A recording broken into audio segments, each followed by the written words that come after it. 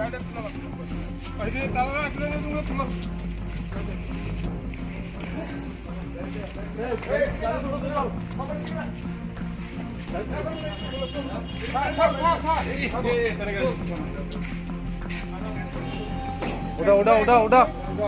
ভিতরে দাও। আমাদের মাননীয় স্পেশাল জাজ প্রক্সো শ্রীমতী শঙ্করী দাস আজকে আসামি কালীচরণ ত্রিপুরাকে মৃত্যুদণ্ডর আদেশ দিয়েছে।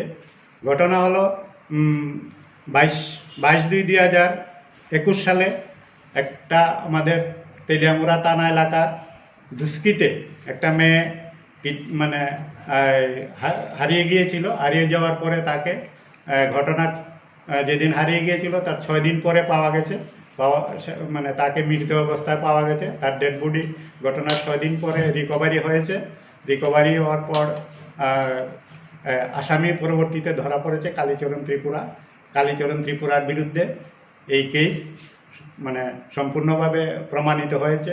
টোটাল 35 জন মানে প্রসিকিউশন উইটনেসের 35 সাক্ষী দিয়েছে এবং তার বিরুদ্ধে সেই কেস প্রমাণ হয়েছে। এবং this case is the rarest of the rare case and victim girl I think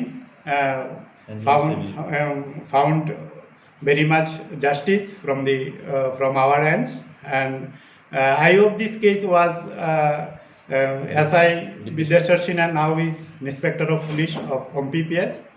So we are very glad to try to give justice of the family of the victim girl. So this is the message of the society and also the criminals to in future they will if anything is done in this regard there will be also punished like that if there is done so. আচ্ছা, খোয়াই ডিস্ট্রিক্টে এরকম মৃত্যুদণ্ড আর হয়েছে কিনা?